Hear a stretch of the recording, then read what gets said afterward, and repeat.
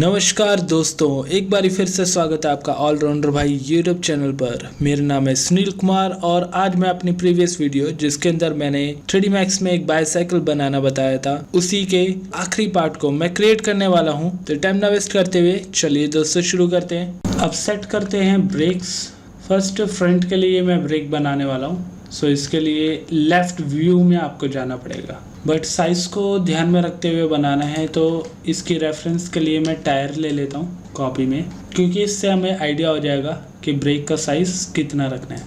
तो फर्स्ट मैं line tool ले लेता हूँ और क्रिएट करता हूँ एक लाइन यहाँ पे लेफ्ट हैंड साइड से, बट इसमें ध्यान रखना है कि आपका जो रेंडर ऑप्शन है वो ऑफ होना चाहिए। एक लाइन क्रिएट करेंगे कुछ इस टाइप का, और इसके क्रिएट होने के बाद अब सेकंड पार्ट हम बनाएंगे इस तरीके से और फिर नीचे। तो इतना पार्ट क्रिएट करना है। देन इसके जो पॉइंट है वो आपस में जोड़ने के लिए हमें 1 प्रेस करके जो ये पॉइंट्स हैं इनको थोड़ा सा अंदर इंक्लूड रखना पड़ेगा। देन ऐसे ही इसके भी जितने भी पॉइंट है यहाँ पर इन सबको सिलेक्ट करेंगे। देन इसे रखेंगे स्मूथ कुछ इस टाइप का। तो फ्रीली डिज़ाइन है जिसको आप अपनी रिक्वायरमेंट के अकॉर्डिंग जैसे भी स्टाइल या जैसी भी लुक देना चाहे दे सकते हैं। ऐसे ही सेम जो दूसरी शेप है इसमें फ़िलहाल ये एक एंकर पॉइंट, इसको हम स्मूथ रखेंगे और जैसे भी यूटिलाइज करना चाहें कर सकते हैं। अब राइट क्लिक करके इन दोनों को हम कर देंगे अटैच। देन इसके बाद 3 प्रेस करके हम नीचे चले जाएंगे ट्रिम के अंदर। सो ट्रिम की हेल्प से ये और ये पार्ट, देन ये भी, इन पार्ट्स को हटाने के बाद इन दोनों एंकर पॉइंट्स को हम कर देंगे वेल्ड। सो वेल्ड होने के बाद थोड़ी बहुत और फिनिशिंग हमने दे दी। अब इसके बाद इस पार्ट को मैं कर दूंगा एक्सट्रूड। सो एक्सट्रूड में इसके अमाउंट हम रखेंगे 0.4। अगर रिक्वायरमेंट पड़ी तो इससे ज़्यादा ये इसे कम कर सकते हैं। अभी फ़िलहाल ये टेम्पररी अमाउंट है, इतना ठीक रहेगा। अब इसके बाद लाइन का इस्तेमाल करके साइड व्यू से इसकी शेप को थोड़ा और बेटर करेंगे। देन 1 प्रेस करके इसको मैं कर दूंगा स्मूथ। अब राइट क्लिक करके इसे क्लोन कर लेंगे और स्केल का इस्तेमाल करके अंदर एक और पार्ट हमने बना लिया, इसको भी स्मूथ कर लेंगे। तो कुछ इस टाइप की शेप शो कर रही है। देन इसको हम अटैच कर देंगे बाहर वाले इस पार्ट से। तो हमारा एक और कॉन्सेप्ट कंप्लीट है। इसको भी हम एक्सट्रूड कर देंगे और सेम अमाउंट रखेंगे। बट ये पार्ट है किधर, इसको मैं मूव टूल का इस्तेमाल करके सही पोजीशन पे ले आता हूँ। तो 3D Max के अंदर किसी ऑब्जेक्ट को ईजिली हम बेंड नहीं कर सकते, तो इसी के लिए यहाँ पर मैं कुछ चेंजेस का इस्तेमाल करके एक नए टाइप से इस ब्रेक को क्रिएट करने का ट्राई कर रहा हूँ। तो ये पार्ट हमारा बन चुका है। अब सेम इसका जो वर्टेक्स पॉइंट है वो हम लेकर चले जाएंगे और नीचे कुछ इस तरीके से, और ये कॉर्नर इनसाइड। तो ये शेप हम दे चुके हैं। अब मैं इसी शेप की कॉपी कर लेता हूँ और इसे कर देता हूँ मिरर दूसरी साइड। देन नीचे का ये जो पार्ट बनाया था इसी की कॉपी मैं दूसरी साइड भी रखूँगा, लेकिन ये जो एडिशनली पार्ट हमने जोड़ा हुआ है ये पार्ट यहाँ पर नहीं जुड़ेगा। इसकी जगह हम क्या करने वाले हैं, ये जो वर्टेक्स है इसको हम कर देंगे डिलीट, और थोड़ी सी एडजस्टमेंट करने के बाद ये नॉर्मल हो जाएगा। और ऐसा ही सेम यहाँ पर हमें एक एडिशनल पार्ट जॉइंट करना पड़ेगा। तो इसके लिए ज़्यादा कुछ नहीं, बस आपने इस एंकर पॉइंट को यहाँ से मूव करना है और थोड़ा सा नीचे। देन इसके अंदर मैं कुछ और एंकर पॉइंट ऐड कर देता हूँ, तो इसके लिए इस्तेमाल करूँगा रिफाइन का। देन यहाँ पे 2 पॉइंट मैंने ऐड कर दिए और ये सेट। तो हमारी जो रिक्वायरमेंट थी वो यहाँ पे पूरी हो चुकी है। थोड़ी बहुत एडजस्टमेंट के बाद अब हम इजीली इसको यूज़ कर पाएंगे। सो इसको थोड़ा सा आगे मूव कर दिया इसको, ताकि ये आपस में डिज़ोल्व ना हो। तो ये हमारा ब्रेक का जो पार्ट है, जो मेन कंपोनेंट है ब्रेक का, वो हम बना चुके हैं। अब इसके बाद इसमें रबर्स इंक्लूड होती हैं, तो इसके लिए इस लाइन से बेटर रहेगा कि अगर हम इसमें बॉक्स का इस्तेमाल करें, क्योंकि इससे बेटर कोई और दूसरा ऑब्जेक्ट हो ही नहीं सकता तो यहाँ पे एक बॉक्स इस रेफरेंस से हमने क्रिएट कर लिया। देन थोड़ी सी हाइट दे दी, इसको साइज में रख लेता हूँ 1/3/0.75। Then convert to editable poly. इसमें 1 प्रेस करके ये जो दोनों साइड्स है इनको मैं सिलेक्ट कर लूँगा और करूँगा चैम्फर। सो चैम्फर के अंदर सेगमेंट्स होने चाहिए और थोड़ा सा कम डिस्टेंस। देन इसके बाद जो नेक्स्ट चैम्फर है वो फुली ऑब्जेक्ट पे होगा, लेकिन इसमें इतना साइज हम नहीं देने वाले। और जो नए सेगमेंट मैंने क्रिएट करे थे वो डीसिलेक्ट रहेंगे। सो ऑल्ट प्रेस करके इन पार्ट को डीसिलेक्ट कर देते हैं। कुछ इस टाइप का ये चैम्फर रहेगा। अमाउंट दे देते हैं 1। Then okay. अब इसकी पोजीशन सेट कर देंगे टॉप से भी। और दूसरी साइड इसमें हम लाइन का इस्तेमाल कर लेंगे, एक स्ट्रेट लाइन। देन इसमें enable in render, enable in viewport, कम थिकनेस के साथ और कम साइड्स के साथ। बस इसे सिंपल मूव करके यहाँ पे इंक्लूड करना है। इसकी जो लेंथ है 1 प्रेस करके वो थोड़ी हम कम रखेंगे कुछ इस हिसाब से। देन इसके बाद इसी की एक कॉपी ले लेते हैं। इसमें जो थिकनेस है वो और कम आएगी, यानी कि इसे मैं 0.35 कर देता हूँ, या 0.3 ठीक है। इसके जो साइड्स हैं वो हम ज़्यादा रखेंगे।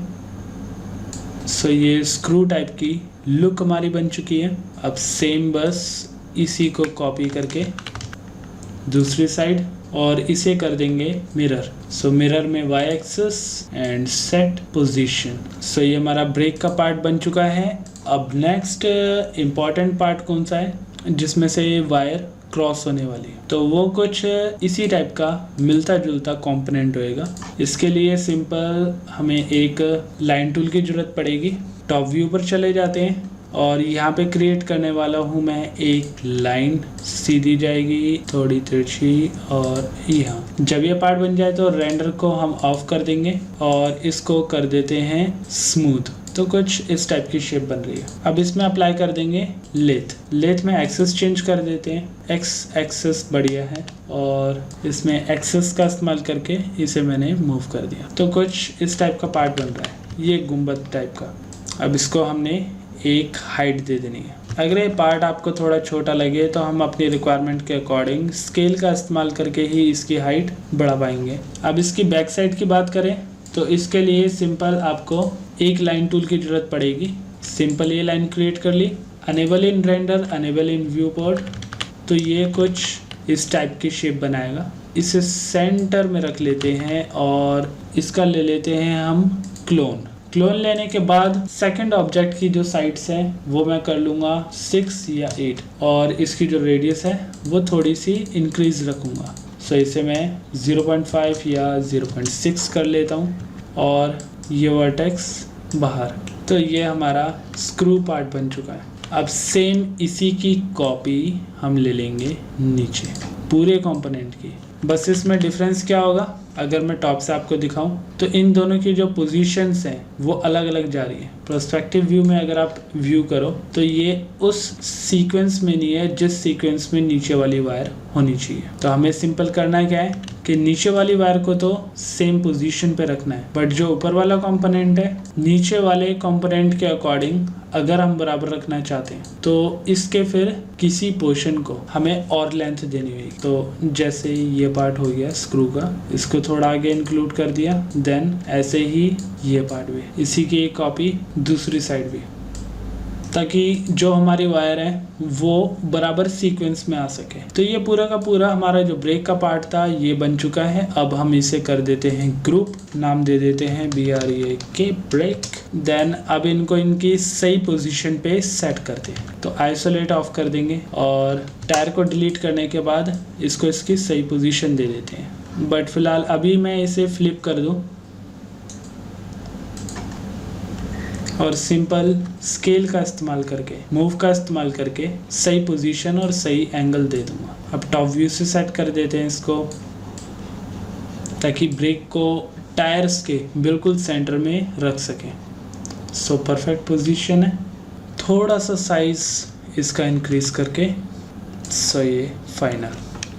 अब सेम इसी की कॉपी मैं ले जाता हूँ पीछे और इसको फर्स्ट मैं करूँगा मिरर, दूसरी साइड दूसरी डायरेक्शन में, और परफेक्ट रोटेट करके इसको पोजीशन दे देता हूँ। सो परफेक्ट पोजीशन वही ठीक रहेगी जिसके अंदर रबर्स को सही लोकेशन पे रख सको। तो आपने इमेज के अकॉर्डिंग नहीं देखना है, आपने अपने ऑब्जेक्ट के अकॉर्डिंग देखना है कि रबर्स सही जगह सेट हो रही है या नहीं हो रही। और इस ग्रुप के अंदर ये एक फॉल्ट था, इसको भी ठीक कर देते हैं। तो ये तीनों ऑब्जेक्ट को मैं सही जगह पे ले जाता हूँ, देन वापस से क्लोज।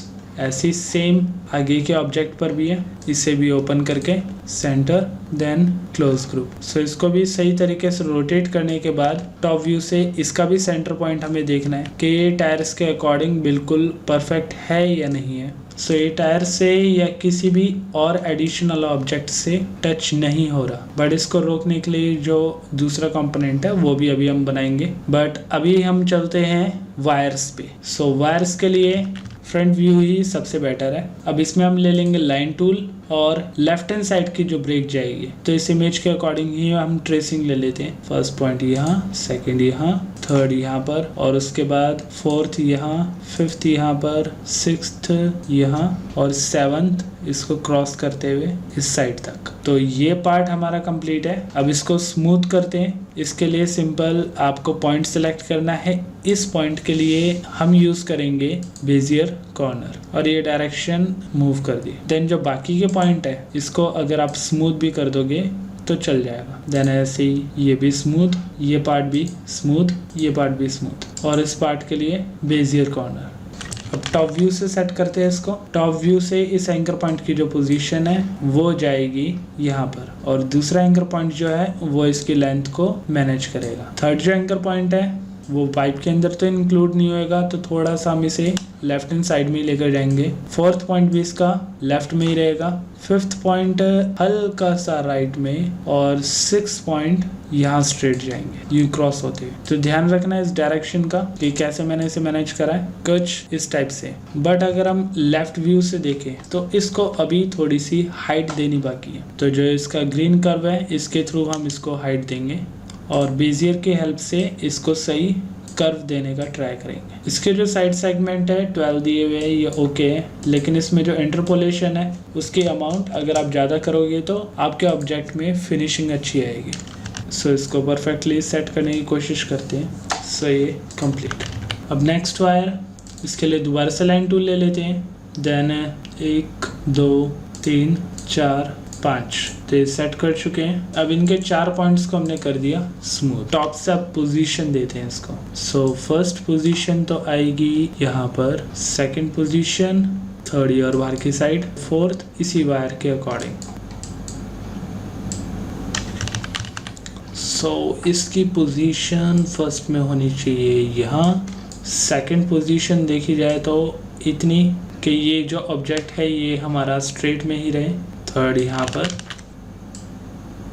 कुछ इस टाइप से। बट जानकारी के लिए आपको बता दूं कि अभी जो हमने ये वायर्स क्रिएट करी है ये सिर्फ ब्रेक वाली वायर्स का कवर है। तो एक्चुअल में जो वायर होती है वो यहाँ से ओपन शो होती है। तो इसके लिए सिंपल हमें करना क्या है, इसको राइट क्लिक करके एक क्लोन ले लेंगे, कॉपी। देन इसके बाद नीचे का जो एक एंकर पॉइंट है 1 प्रेस करके उसको डिलीट कर देंगे, और इसके बाद इनसाइड का जो पार्ट है उसकी जो थिकनेस है वो हम कर देंगे और भी कम। तो इससे मैं कर देता हूँ 0.1 या 0.05, और इसके जो साइड्स हैं वो हम कर देते हैं 6। सो ये कुछ ऐसा शो कर रहा है, लेकिन कोई एक पार्ट डिलीट करने की वजह से जो इसमें इशू आ रहा है इस वायर के क्रॉस होने का। सो इसके लिए सिंपल आपको 1 प्रेस करके इसमें बेजियर का इस्तेमाल करना है या बेजियर कॉर्नर का, और इसको सही डायरेक्शन देनी होगी। सो इसकी सही पोजीशन हम दे चुके हैं। ऐसे ही दूसरे ऑब्जेक्ट के लिए भी है। इसमें भी राइट क्लिक करके फर्स्ट इस ऑब्जेक्ट का क्लोन ले लेंगे, और उसके बाद 1 प्रेस करके इसका भी जो लास्ट ऑब्जेक्ट है वो हम डिलीट कर देंगे। देन ऑफ, और उसके बाद जो ओरिजिनल वायर है उसका साइज 0.05 और साइड्स 6 कर दिए। तो अब ये वायर्स क्लियरली हमें दिखाई दे रही है जो इसमें से निकल कर आ रही है, और ऐसे ही सेम बैक साइड में भी। सो अब इन ब्रेक्स को होल्ड करने वाले जो कंपोनेंट है उसको हम क्रिएट कर लेते हैं। तो इसके लिए लेफ्ट व्यू का मैं इस्तेमाल करूंगा, और यहाँ पर मुझे एक स्क्रू सिस्टम देना है। इसके लिए सिंपल एक लाइन में इस्तेमाल करूंगा जो सीधी लाइन क्रॉस करते हुए दूसरी साइड जाएगी, और इसके बाद इसमें जो थिकनेस है वो हम कर देते हैं 0.25। इसके जो साइड सेगमेंट है वो हम 12 तक रखेंगे। ये इसका साइज मैं 0.5 कर देता हूँ, ये बेटर लग रहा है। अब इसके बाद इसी ऑब्जेक्ट की मैं क्लोन ले लेता हूँ और 1 प्रेस करके सिर्फ इतना अंदर का जो पार्ट है जिसको ग्रिप देने का और सीधा रखने का काम करेगा, ये पार्ट हमने क्रिएट कर लिया और इसका साइज हमने दे दिया 2। तो ये होल्डर हमारा क्रिएट हो गया। अब सेम इसी की एक कॉपी टॉप की साइड रख लेते हैं और 1 प्रेस करते हैं, ये बेस बना लिया। इसके अंदर जो इसकी थिकनेस है वो हम रख लेंगे 1। देन इसके ऊपर एक और इसी की कॉपी जिसके साइड्स हम रख लेंगे 8 या फिर 6 और साइज रख लेंगे 0.5। सो कुछ ऐसा ये पार्ट शो कर रहा है। अब ऐसे ही सेम इसके होल्डर को नीचे भी दिखाना है, तो इन दोनों पार्ट्स को मैं कॉपी करके नीचे ले जाऊंगा और इसे कर दूंगा मिरर x में और फिर y में। सो इसका साइज मैं रख लेता हूँ 1 और इसका साइज मैं रख लेता हूँ 2। देन इसको मूव करके सही पोजीशन पे रख दूंगा। कुछ ऐसा ये पार्ट शो कर रहा है। अब चले जाते हैं फ्रंट पार्ट के अंदर। जैसे कि आपको याद होगा कि पिछले पार्ट में मैंने ये मेटल प्लेट बनाई थी जिससे कि हमारा जो मड गार्ड है वो होल्ड पे रहेगा, रुका रहेगा, टायर से टच नहीं होगा। तो इसी में से ही हमारा वो स्क्रू पार्ट निकलेगा जो कि इस ब्रेक को रोक के रखेगा। तो वो सेम इसी टाइप का ही होगा। तो इसके लिए हम बैक का ये पोर्शन ही ले लेते हैं और ऑल्ट प्रेस करके इसकी कॉपी ले जाते हैं आगे। अब इसको मैं रोटेट करूँगा और सेट करूँगा। आगे की जो रेडियस है वो 1 और 2 में रख लेता हूँ। देन ये सेम ही थिकनेस यहाँ पे जा रही है। इसके बाद सेम ये जो कंपोनेंट है ये मैं पहले बैक में सेट करूँगा लेकिन कम रेडियस के साथ, क्योंकि जैसे कि यहाँ पे दिखाई दे रहा है कि नीचे का ये जो मड गार्ड है इसके साथ ये टच हो रहा है। तो इसके रेडियस में कम रखूँगा 1.5 तक और सेम यही जो पार्ट है ये कॉपी करके इसे मैं मिरर कर दूँगा x में और y में। इसके साइड एरिया इंक्रीज कर देते हैं क्योंकि ये शेप तो फिनिशिंग के साथ आएगी। Included this one. सो हमारे जो बचे हुए ये पार्ट थे इनको भी हमने कंप्लीट कर लिया है। अब फाइनल हमारा रह गया है मटेरियल। तो मटेरियल मैं बताता हूँ कि कैसे हमने लेना है। मैं यूज़ कर रहा हूँ 3D Max 2017। तो इसके अंदर जो मटेरियल है कुछ इस टाइप के शो कर रहे हैं। सो इसके लिए मैं चले जाऊंगा स्टैंडर्ड में फिजिकल मटेरियल पर जो कि पहले से अवेलेबल होता है 3D Max 2017 में। इसके अंदर अगर आप देखोगे तो यहाँ पर आपको एक लिस्ट मिलने वाली है जिसके अंदर कई सारे स्टैंडर्ड मटेरियल पहले से ही अवेलेबल होते हैं। जैसे कि यहाँ पे देखेंगे ग्लॉसी पेंट, ब्लू कलर का या वॉलेट कलर का ये पेंट है। इसको चलो मैं दे देता हूँ थोड़ा सा और ब्लूइश। सो ये कुछ रॉयल ब्लू टाइप का, थोड़ा सा डार्क में और थोड़ा सा फेडेड ये शो कर रहा है। सो ये ग्लॉसी पेंट रॉयल ब्लू का ये मैं पूरी बाईसाइकिल के जो मेटल पार्ट है उसमें यूज़ करने वाला हूँ। सो इसके लिए सिंपल ऑब्जेक्ट को सिलेक्ट करना है, देन अप्लाई करना है। तो जिन जिन ऑब्जेक्ट पे आप ये मटेरियल अप्लाई करना चाहते हो सिंपल सिलेक्ट करके सिर्फ ये बटन दबाना है। और ऐसे ही इस पेंट की मैं एक कॉपी ले लेता हूँ और इसका कलर मैं कर दूंगा ब्लैक। देन जहाँ पे ब्लैक पेंट करना चाहते हैं वहाँ पर उन ऑब्जेक्ट्स को सिलेक्ट करके ब्लैक अप्लाई करना है। बट यहाँ पे जैसे मांग रहा है नेम, क्योंकि डिफ़ॉल्ट नेम 2 ब्लू कलर का था तो ब्लैक कलर को सेम नेम नहीं दे सकते हैं, इसलिए मैं यहाँ पे कर दूंगा डिफ़ॉल्ट 3। सो इस साइकिल के अंदर जितना भी मेटल पार्ट था वो हम ब्लैक कलर का दे चुके हैं। सो नेक्स्ट अब जितना भी प्लास्टिक का पार्ट है जो कि पेंट के अंदर नहीं आता है, उसकी फिनिशिंग थोड़ी सी मैट में जाती है, तो वो पार्ट अब हम क्रिएट करने वाले हैं। इसके लिए दोबारा से फिजिकल मटेरियल में चले जाते हैं और यहाँ पर सिलेक्ट करते हैं मैट प्लास्टिक। सो इस मैट प्लास्टिक का भी जो कलर है वो ब्लैक ही रहेगा, लेकिन जैसे दोनों में डिफरेंस है आपको यहाँ पे दिखाई दे रहा होगा कितना ज़्यादा डिफरेंस है दोनों में। एक ये पेंट है और दूसरा ये है प्लास्टिक। सो अब हम इन पार्ट्स के अंदर प्लास्टिक यूज़ करने वाले हैं। सो प्लास्टिक का पार्ट भी कंप्लीट हो जाने के बाद अब हम आते हैं रबर में।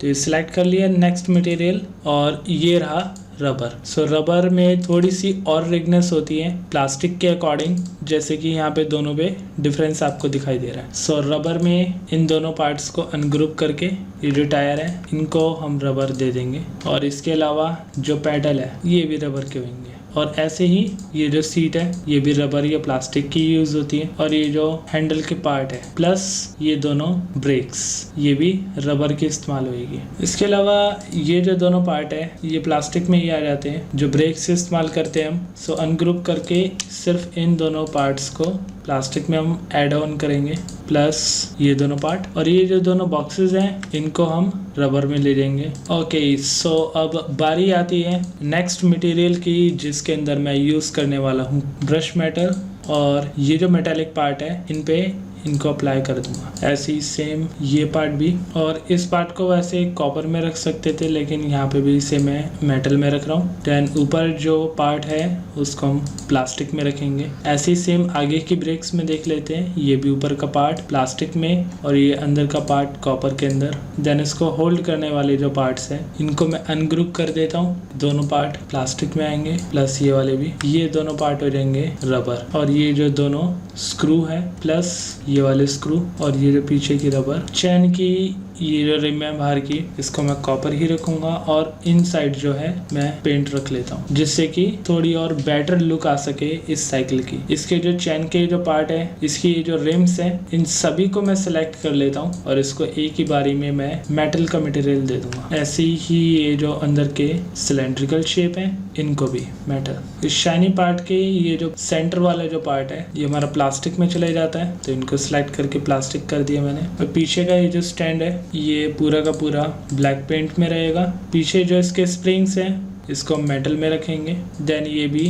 ब्लैक पेंट में, और जो नीचे का जो सपोर्टर है इसको हम रबर में रखेंगे। देन इसके अलावा जो चैन का पार्ट है ये भी मेटल में रहेगा, और जो चैन है वो भी मेटल में रहेगी। बैक साइड जो गियर है उसको भी हम मेटल में ही रखेंगे। ये जो सॉकर है ये भी मेटल में। अब लास्ट जो रिफ्लेक्शन वाला एरिया था इसको भी मेटल कर दिया।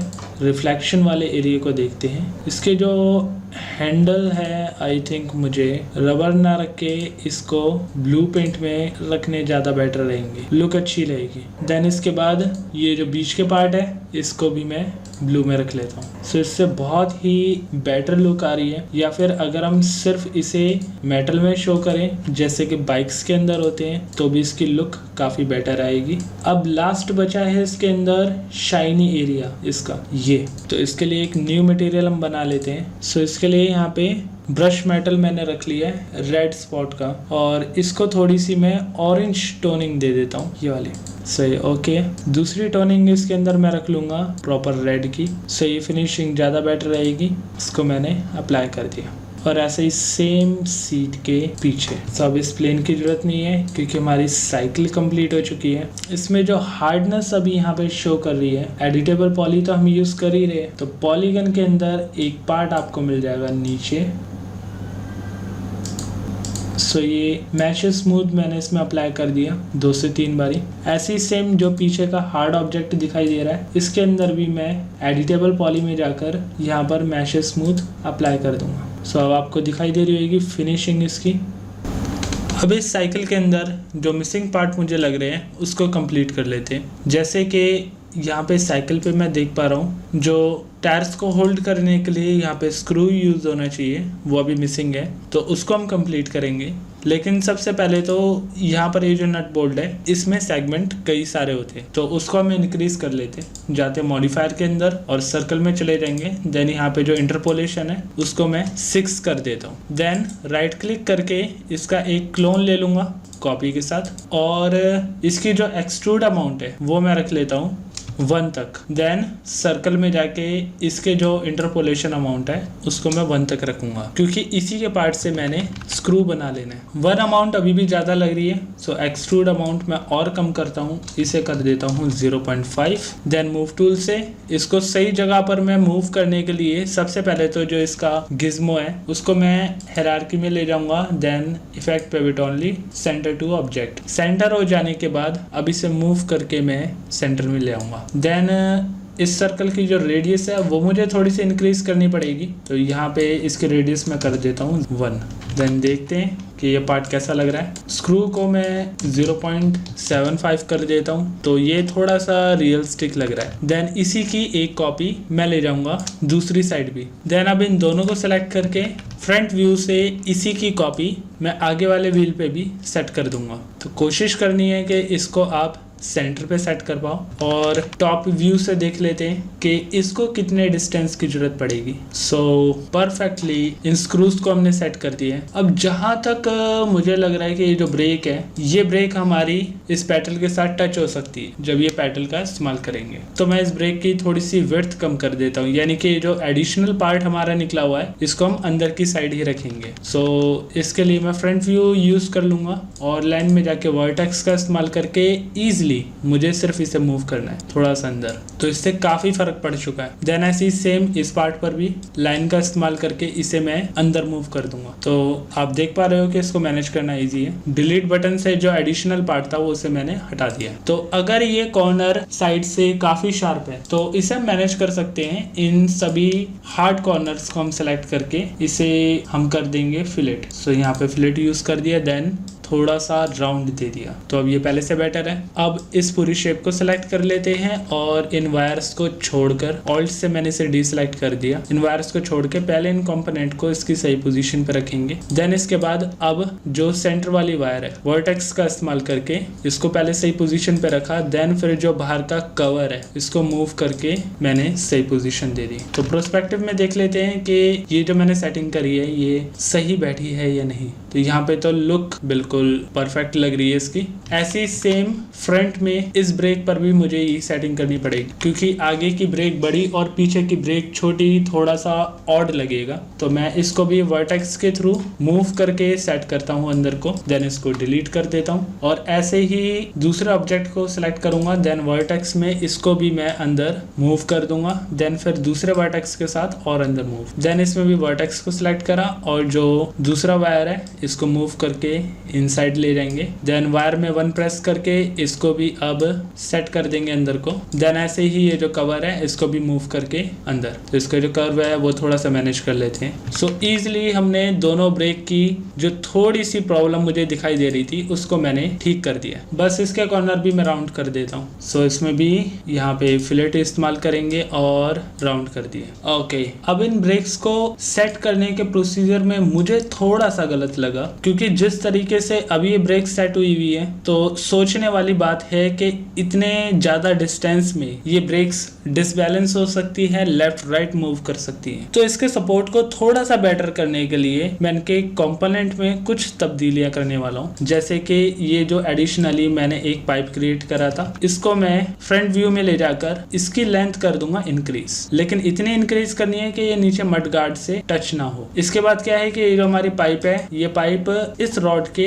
अंदर से क्रॉस होकर जाएगी और इसकी जो लेंथ है रबर की ये मैं इंप्रूव कर देता हूँ आगे से भी। और ऐसे ही ये जो एडिशनली स्क्रू मैंने बनाए थे अब इनकी जरूरत नहीं पड़ेगी। तो थोड़ा सा बेटर आउटपुट अब हो गया है इन ब्रेक्स के लिए। अब ऐसे ही पीछे चले जाते हैं। यहाँ पे भी ब्रेक्स को अभी कुछ ज्यादा अच्छा सपोर्ट नहीं मिल रहा है। तो इसके लिए हम क्या करेंगे, सबसे पहले तो इस सर्कल की रेडियस में थोड़ी सी बढ़ा देता हूँ। तो यहाँ पर जो थिकनेस है वो मैं ले जाऊंगा 1.5 तक। देन इसी की कॉपी का मैं इस्तेमाल करने वाला हूँ। सो क्लोन कर दिया, देन ओके। और लेफ्ट व्यू में चले जाते हैं, इसी का 1 प्रेस करेंगे और ये लाइन मूव करके थोड़ी सी बाहर। अब इस पार्ट की लेंथ को थोड़ा सा कम करेंगे 1 प्रेस करके, कुछ इस टाइप से। देन इसको मैं मटेरियल दे दूंगा पेंट का, क्योंकि मेटल पार्ट रहेगा। और इसकी रेडियस रखेंगे 2.5। और ये जो अंदर वाला पार्ट है, देन ये जो स्क्रू है इसको थोड़ा इस टाइप का रखेंगे। देन ये जो पार्ट है ये यूज होएगा वार्शल की तरह, कुछ ऐसा। तो अब ये व्यू थोड़ा सा बेटर हो गया और कंट्रोल अच्छा हो गया। अब बात करें इसके अंदर कलरिंग की, तो मुझे एक और कलर की इसमें रिक्वायरमेंट लग रही है, जिसका कलर मैं रखना चाहूंगा रेड। तो इसके लिए मटेरियल मैं बना लेता हूँ। यहाँ पे बॉटम में जाऊंगा और इसके स्टैंडर्ड कलर में मैं यूज कर लूंगा फिजिकल मटेरियल। देन यहाँ पर ग्लॉसी पेंट मैं रखूंगा रेड कलर, थोड़ा सा डार्क। Then okay. और ये रेड कलर मैं देने जाऊंगा इन पॉलीगन्स पर, क्योंकि पॉलीगन्स में हम फेसेस को सिलेक्ट कर सकते हैं। तो इनमें हमें खास बेनिफिट ये होगा कि हम डिफरेंट कलर में अपनी साइकिल को और भी अट्रैक्टिव दिखा पाएंगे। तो ये कलर हमने दे दिया। सो थोड़ा सा और हाईलाइट हो गया है हमारा ये चैन कवर। अब ऐसे ही जो ये सीट है पॉलीगन पे बनी हुई है, तो इसके अंदर भी पॉलीगन का इस्तेमाल करके कुछ लाइंस पर, जैसे कि ये पार्ट हो गया, वायर फ्रेम में देख लेते हैं, और ये कुछ पार्ट, देन नीचे की ये स्ट्रिप, इसको रेड कलर नहीं, इसको ब्लू कलर हम दे देते हैं। पेंट है तो प्लास्टिक में पेंट इंक्लूड हो सकता है। देन अब ये सीट थोड़ी सी और प्रीमियम लुक के अंदर आ गई है। अब ऐसे ही चलते हैं आगे के कुछ पार्ट में, जिसमें मुझे लगता है कि मेटल लुक थोड़ी सी और देनी पड़ेगी, क्योंकि ये पेंट के साथ दूसरी पाइप में इंक्लूड हो रहा है। तो इन सभी कॉम्पोनेंट को मैं देना चाहूंगा मेटल के कलर में। सो इम्प्रेस करके ये कलर इसे मैंने दे दिया। और रबर के साथ साथ अगर इन पार्ट्स को हम मेटल में देंगे तो ये ब्रेक्स कुछ ज़्यादा स्ट्रॉन्ग रहेगी। पॉलीगन के अंदर और कौन सा पार्ट बनाया हुआ है, या अगर हम पॉलीगन यूज नहीं कर रहे हैं तो कलर को कस्टमाइज कैसे करेंगे। जैसे कि ये जो पाइप है, इसमें मैं नीचे और ऊपर के इस पार्ट में मेटल कलर देना चाहता हूँ, तो कैसे दूंगा। मैं इसकी एक क्लोन ले लूंगा कॉपी के साथ, और क्लोन लेने के बाद चले जाऊंगा लाइन में। लाइन में सेगमेंट के अंदर यहाँ पे टॉप के जो सेगमेंट है इनको कर दूंगा डिलीट, तो नीचे का ये पार्ट बचा है। ऐसे ही सेकेंड ऑब्जेक्ट के अंदर मैं सेगमेंट में चले जाऊंगा, तो और इसमें नीचे का पोर्शन मैं डिलीट कर दूंगा। तो क्या हुआ, अब ये पार्ट और ये पार्ट दोनों स्प्लिट हो चुके हैं, तो इसका कलर मैं मेटल में दे सकता हूँ। ऐसे ही सेम ऊपर का ये जो कोना है, ये जो डिजाइन है, अगर मैं वायर फ्रेम में देखूं तो कुछ इस टाइप का है। अंदर की ये जो चूड़ी है, इसका भी कलर अगर मैं यही देना चाहूँ लाइन के थ्रू, तो कैसे देंगे। सबसे पहले तो इसको मैं कंप्लीट कर लूँ, क्योंकि अंदर इसमें बीच में होल दिखाई दे रहा है। सो इसको कंबाइन कर देते हैं और रिफाइन के थ्रू इसमें एक एंकर पॉइंट ऐड कर देंगे और मूव टूल का इस्तेमाल करके इसको सेट कर देंगे। सो बीच का जो डिस्टेंस है वो मुझे कंप्लीट लग रहा है। तो मैं राइट क्लिक करके इसका क्लोन ले लेता हूँ दोबारा से कॉपी के साथ, और इस बारी मैं क्या करने वाला हूँ, लाइन पे क्लिक करके जो नीचे के कंपोनेंट है, ये पार्ट नीचे का सारा, वो मैं डिलीट कर दूंगा, यानी कि सिर्फ ऊपर का ये जो कवर है इसे मैं रखूंगा। अब लेथ में देख लेते हैं कि ये पार्ट हमारा अलग है, इसमें दे देंगे मेटल। लेकिन जो हमारा प्रीवियस मॉडल है उसके अंदर भी ये कंपोनेंट इनसाइड बना हुआ है, तो उसके वर्टेक्स तो हमें डिलीट करने पड़ेंगे। सो इसको सेलेक्ट करेंगे देन डिलीट। तो अब ये पार्ट अलग है, ये पार्ट अलग है, और नीचे का ये पार्ट अलग। तो इस तरीके से आप मल्टीपल डिटेलिंग्स दे सकते हो और डिफरेंट कलर दे सकते हो सिंगल लाइन के अंदर भी। ऐसे ही अब चले जाते हैं स्मार्ट गार्ड पर, जो कम्प्लीटली पॉलीगन के थ्रू बना हुआ है। तो इसको अब हम मैनेज कैसे करेंगे। इसके लिए सिंपल आप लेफ्ट व्यू का इस्तेमाल कर सकते हो, और इसमें हम चले जाते हैं एजेस में। तो जैसे एजेस के अंदर जैसे आपने एक लाइन पर डबल क्लिक कर दिया, एक यहाँ पर ऊपर तक की ये पूरी सीरीज, तो अब मैं इसको क्या करूंगा, ड्रैग करके एक पॉइंट को सिलेक्ट कर लेता हूँ, देन ऐसे ही ऊपर के पार्ट। अब इसका रीजन मैं आपको बताता हूँ कि अगर मैं रोटेट करके प्रोस्पेक्टिव व्यू में दूसरी साइड देखूंगा तो दूसरी साइड सिलेक्शन नहीं बना हुआ, क्योंकि लाइन पे डबल क्लिक करने पर सिर्फ एक ही साइड का लूप बनता है। तो दूसरे पार्ट पर भी मुझे डबल क्लिक करके इन सभी एजेस को सिलेक्ट करना पड़ेगा। सिलेक्ट करने के बाद कंट्रोल प्रेस करके मैं पॉलीगन में चले जाऊंगा, और यहाँ पे कुछ ऐसे फेसेस हैं जिनको मैं डीसेलेक्ट कर दूंगा ऑल्ट का इस्तेमाल करके, ये भी और यहाँ पर भी कुछ इस टाइप का, और इसमें अब मैं डिफरेंट कलर दे देता हूँ। सो ये रेड कलर इस डिजाइन पे अच्छा लगेगा। अब ऐसे ही अगर मैं आगे कलर देना चाहूँ तो इसमें भी मुझे पॉलीगन पे जाना पड़ेगा, लेकिन सबसे पहले एजेस के थ्रू हम उन पार्ट्स को सिलेक्ट कर लेते हैं जिन पर हम कलर देना चाहते हैं। तो यहाँ पे डबल क्लिक करके उन सीरीज को मैं सिलेक्ट कर लूंगा, और ऐसे ही थोड़े डिस्टेंस में ऊपर। जब ये लाइंस सिलेक्ट हो जाए तो उसके बाद ड्रैग करके आपको कुछ एजेस के बैक साइड का भी सिलेक्शन बनाना पड़ेगा, क्योंकि जैसा ही प्रोसीजर हमने पीछे इस्तेमाल करा था वैसे ही यहाँ पे भी इस्तेमाल होगा। ऐसे ही सेम नीचे भी। अब रोटेट करते हैं और यहाँ पे देख पा रहे हैं बाकी के अदर जो सेगमेंट्स हैं। वायर फ्रेम में चले जाएंगे और डबल क्लिक का इस्तेमाल करके इनका सिलेक्शन बना लेंगे। सो ये लूप सिलेक्ट हो गए। कंट्रोल प्रेस करके अब पॉलीगन पे क्लिक करा और एम प्रेस करके इस पे भी रेड कलर दे दिया। तो बाईसाइकिल का हमारा ये बेसिक मॉडल कंप्लीट हो चुका है। आई होप दोस्तों आपको ये बाईसाइकिल मॉडलिंग की पूरी सीरीज काफी पसंद आई होगी।